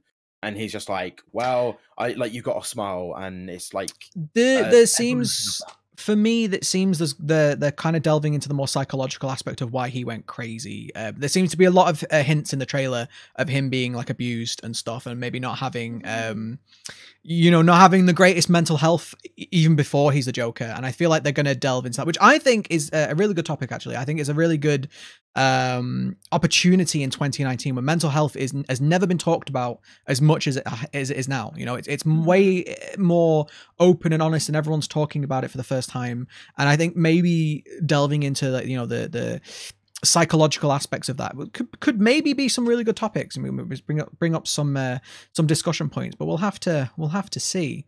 But I'm really looking forward to it. I think it's going to rely heavily on the comic like story of the Killing Joke. I'm pretty sure it's just that story that they're bringing to screen, which it's been an animated movie that didn't do well. But there was a controversy around Killing Joke, wasn't there? Yeah. A lot of people didn't like it because I think it's going to be essentially not all the stuff with like Barbara Gordon and stuff like that, but I think it's going to be that storyline of anybody would become the Joker if they had a bad enough day, essentially. So I think it's going to be that story, which I'm really interested in because I always thought that was a really interesting story. Like you said, it's like this mental health, issue. Yeah. No, I agree. I like how we've had this whole topic that's nothing to do with video games. We're going to have to do like a TV and movie segment, I think. No, don't apologize. We haven't fully figured out the structure. Bring a topic you guys don't know about. Yeah, no, absolutely. Absolutely. But no, we haven't figured out the full structure yet. This is kind of like a pilot, if you will, just to sort of see, how we like it. But no, don't worry about it. It is the Grumpy Gaming Weekend podcast, but we can do movies and stuff. It's you fine. talked about Arkham Asylum. Yeah, we did. We brought it back to video games. Arkham games, fantastic. Not a fan of the third one so much though, but the second. Would you want a Suicide Squad game? No. Yeah, if not from the movie though, like not adapted from the movie. Yeah, no. But no, like I would 100. Yeah, 100%. I love DC stuff when it's done well. Would it have an easy mode? How would you run that? Of course it would. Of course it would. How else would games journalists play it? I'm just bringing it back. So it all goes back together. See, I can't believe perfect. we got this far into the conversation before Grumps called out games journalists being bad at games. I mean, we all know it. It's not a secret anymore, right? Well, we all know. Listen, I've just realised, like, we never went into like the Cuphead stuff, which was. I was gonna bring that up, that was, but like, I couldn't remember if it had an easy mode. It was the first. But like that was the one where it got like really, really big. But basically, the developers of Cuphead were just like journalists were like, "This game's too hard." They released footage of the journalists playing it. They couldn't get past the tutorial. Yeah, it was like a double jump dash, and they were just hitting this wall over and over again. Like the game's too hard, and it's just like you're just bad at games. Well, that sparked a whole debate about like do journalists need to be good at games to actually like report on the game and. Yeah, you do. You need to have like a some amount of skill. Like if you can't get past a tutorial, then I'm not sure you should be reporting on video games. Yeah. I mean, there's so much of it. Though. It's where they take professional journalists and they bring them into video games instead of taking gamers and bringing them into journalism. 100%. There was a thing of like a press release of Doom, the remake of Doom, and like the video, people picked it apart. Because the journalists, they're like missing like easy shots with a pistol right at the start. They're just like they're panicking, shooting, and just full autoing up walls and things like that. It's just like, oh my god, please stop. Well, it's hard, isn't it? Because if they're really good at journalism, like if they're really great at that, but not so great at video games, it's like, should they be allowed? I mean, anyone can be allowed. You can do whatever you like. I mean, find somewhere in the middle. Find someone that's like a gaming enthusiast or something. Yeah, but also is a good journalist and like work it out. But I mean, that should come out in the wash. I don't know. I'm going to use the wrong saying, but like, no, I know what you mean. You'll find that out. You have journalists who are like they're reporting on games, and the ones who are accurately reporting on games because they're games enthusiasts will be successful games journalists, and the ones that aren't won't be successful. Just let it come out at the end. Let everyone report what they want to report, and then the people that aren't that good at it or the reports aren't accurate. They just fade away. Like it's fine. Yeah. Capitalism. No, you're right. You're right. It's weird. We're in this weird position now where gaming has blown up. Gaming used to be this thing that people did in their bedrooms and didn't really talk about. It was very sort of niche hobby for many years. And I think the last sort of 10 years or so, it's blown up to such proportions that now it's pretty mainstream. You've got video game adverts at the NFL and other American sports. Well, like Ninja played at the ball dropping for the new year. Yeah, exactly. Everybody, if you were to ask every people, time that footage comes up, I'm uncomfortable. Did anyone actually watch it? It's very cringe. No, yeah. No, I watched the highlight. That's why you're not bothered by it. It was bad. It was pretty cringy. I watched the him trying to do the flossing and nobody did it. Which is about understanding your audience, which is what we've been talking about today. I was like, they're not 13-year-olds. I was down at there's a landmark near me that has like this big park, and I was down there, and there were all these kids just out on the grass, like doing like Fortnite dance at each other, and I was just like, oh, it's leaking into real life. I was like, why? Well, that's the thing, isn't it? Like Fortnite is so widely known. Even parents and probably grandparents now know what Fortnite is. If you're like, hey, what's Fortnite? They'd probably tell you. And this is what I'm talking about. Like gaming has never been this mainstream. And with it being so mainstream, it has attracted people from other industries. And we're talking about people that buy up companies like Blizzard. We're talking about journalism. All of these other industries have started to creep in, and that's not always necessarily a good thing, I don't think. I think it has brought a lot more money and things to the industry, but I think it's also brought a lot of bad things to the industry. And I think that really is a topic probably for another day, because I've got opinions on that one. I have strong. Just write it down. It's going. Look, I'm writing it. Okay, what is it? Get out of my industry. There we go. Just get out. I've been gaming for 22 years. How about you? I mean, that's gatekeeping. A lot of that stuff leaks over into like the stuff with the variety streamer, sorry, where a load of journalists were just like, "Oh, don't call yourself a variety streamer if you're looking for endorsements, stuff like that." Yeah, I saw that. Are going, why? Go away. Saw that. Yeah, like like this is our area that we're doing stuff in. If you aren't going to learn about it, just don't come. Like, yeah. Yeah. But I think it's interesting because there's a lot of streamers and YouTubers that I follow for, you know, things like advice videos. Anyone who tries to grow a streaming platform or a YouTube channel, you really should be looking for, you know, as much advice and inspiration as you can. But there's quite a few people that I follow who have YouTube channels and Twitch channels who are kind of more business people than necessarily a gamer. You know, like most Twitch was built on the foundation of gaming, and I think a lot of YouTube was also built on the foundation of gaming. But not all of YouTube, just parts of it. But I think a lot of people who have got this real business savvy, you know, experience, like we can learn from them. I think there's definitely things that we can learn from those people. But there's a big difference between learning from them and them coming over and being like, "This is how you do it in business." And yeah, gaming has lost some of its charm, I think, in the last few years because of this. Really need to make this a topic for another day. Yeah, I was going to say, because all I'm like, literally, as you've been talking, I've just been sat there like, okay, so like, and I'm formulating arguments. So I was like, we need to do another time. No, we look, today's all about gatekeeping and sorry, difficulty modes in difficulty Sekiro. modes. Difficulty modes. I see what you did there. No, you didn't. I am noting and not saying anything. Do you know it's funny? We talked about gatekeeping and not once have we talked about anime. I've just noticed you've got the Ruby poster up there. Oh yeah. Yeah. Another thing. Actually, Ruby's a Western cartoon, not really an anime. Actually, it's on Crunchyroll, so it's considered an anime. It's Crunchyroll. Crunchyroll's like the bottom line of anime. Yes, because it doesn't have Avatar, and that was animated in Korea. So I have no horse in this race. Not an anime fan. I watch dubs. I'll watch anime if it's on. That's like the easy mode of anime. Well, my That's the easy mode of anime. Yeah. I love it. That's on a t-shirt. That's going on a t-shirt now. They should take dubs out. No, we've had this conversation a few times. I know definitely like me, Grumps, and Taylor, because I can't pronounce her screen name. Nobody can. Don't worry. Nobody can. What is it actually? What is it? Autarkic. Okay. I thought it was autarkic. I thought it was like you know, like chic or cheek or whatever. Yeah, I thought it was that, but it's not. You've been saying it wrong for the entire time I've known you, and I just like accents, you know. That's why I call you Taylor. Yeah. Yeah, Taylor's fine. I think I'm gonna switch to something with my name just in it. Don't let these haters. Well, I honestly have been like thinking about it probably for 4 months. She has. She talked about it a while ago. And I just, I'm like one of those people that has a hard time committing. I did the same thing. Like my name used to be Mr. Grumpy Face UK. Shut up. And like there was just sort of this name that I just came up with.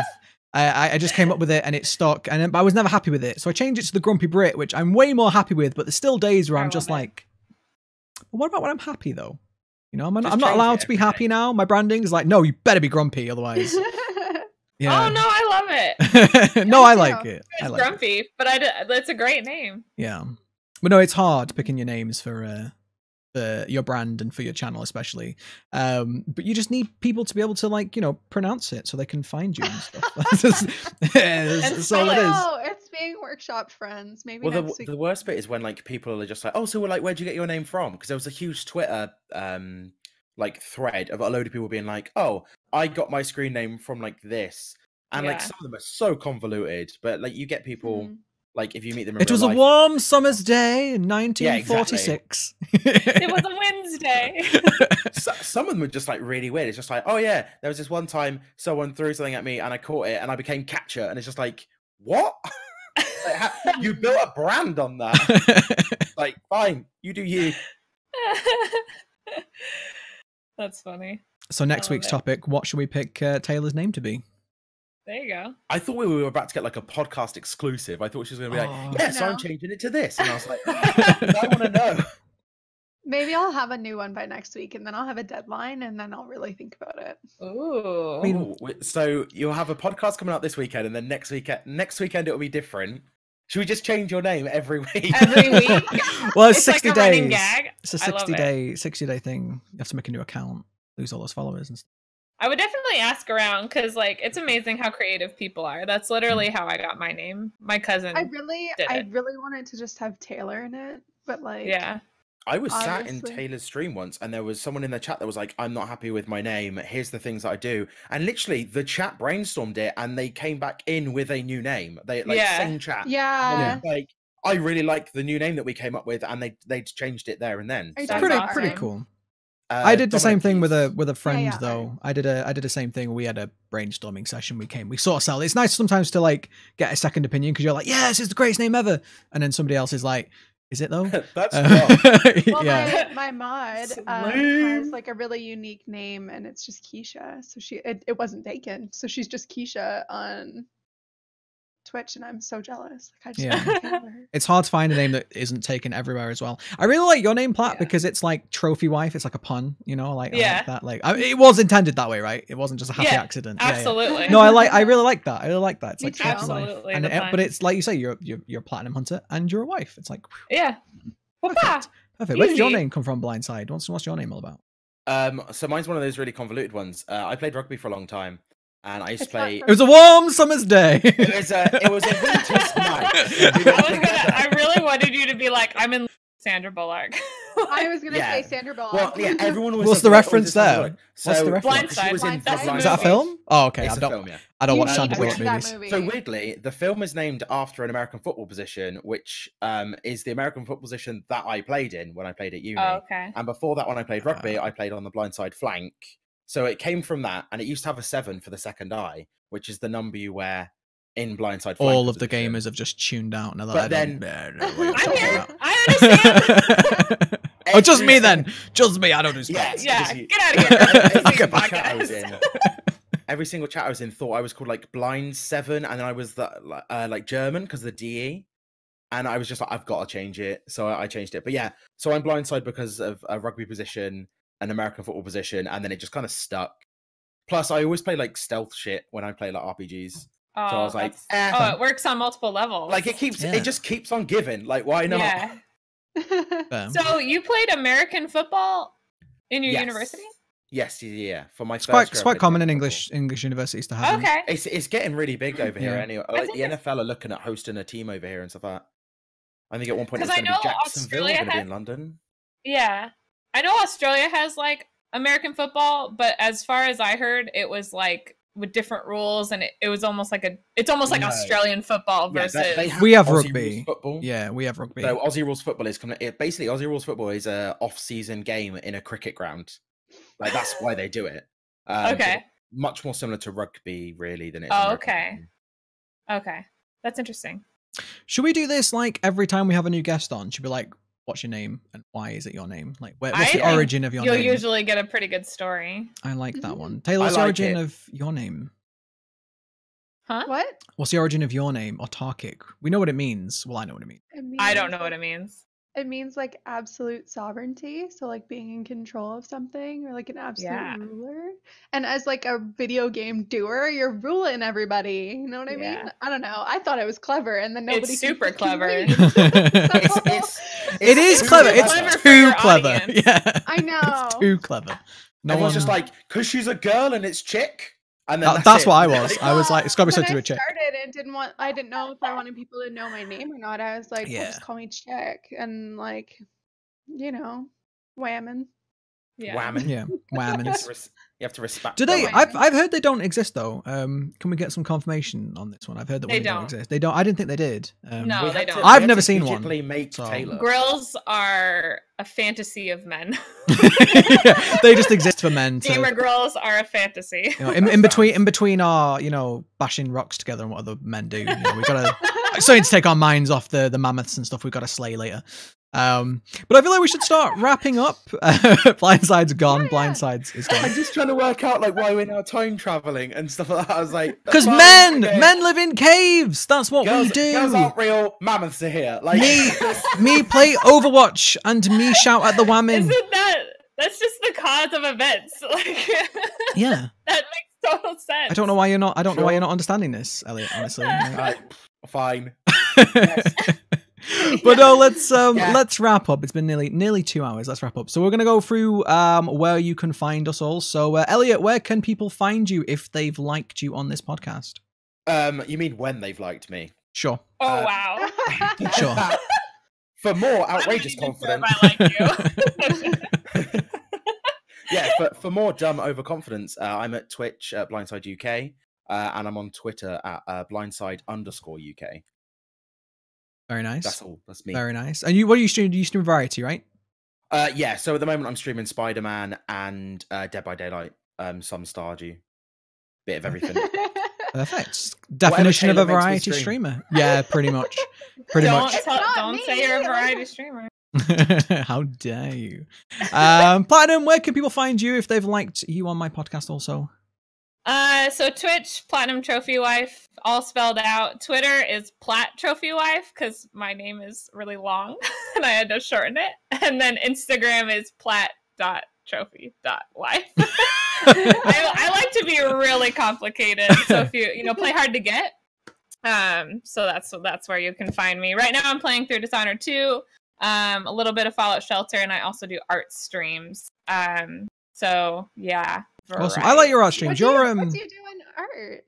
I make emotes and profile pic. I'm the whole. So I have legitimately, because PlatinumTrophyWife has a really distinct art style. You can tell it's her art, and I've met people on Twitch that I didn't know before and was like, hang on, I know your artwork. I'm like, that's Plat's artwork. I'm like, oh yeah, I know Plat. Are you serious? Yeah. I forget who it was. I'll have to try and remember. But I saw your artwork in a stream, and I was like, I just randomly found their stream, and I went in and was like to say hi, and I was like, hang on a minute, that artwork. You're like, hold on. I was like, is that Plat? Is that Plat's artwork? They were like, yeah, how do you know Plat? And I'm like, kind of a big guy in DNA, whatever, I'm like, yeah. But no, yeah, you'll see once you've seen her artwork once, you'll see what I mean. You'll see. I love watching art streams. I'm definitely gonna be there from now on. Oh, there we go. Got yourself a new follower. Super chill. No, I do like your streams. The streams are pretty great.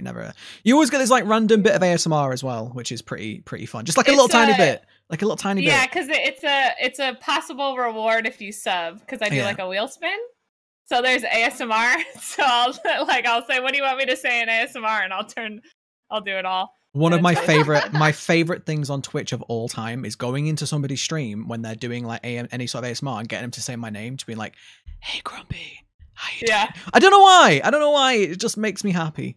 Yeah, absolutely. Taylor's face thumbs up. I know. She's like, not in a sexual way, just in it's fun because ASMR is supposed to be serious and stuff, and I'm just like, say my name, say it, say my name when no one is around you. Our new segment of just announce your fetish. Why not? Next week on the Grumpy Games podcast, we'll do that. Announce your fetish. No, that's not going to happen. Over the mic, and Yeah, people ask that all the time. I'm not kidding. People are like, "Oh, can you do some beard ASMR?" I'm like, "No." Yeah. No. No. Didn't you do it once? Yeah, I did. Oh yeah, more than one. It was clipped. What did you? No, but yeah, I did it.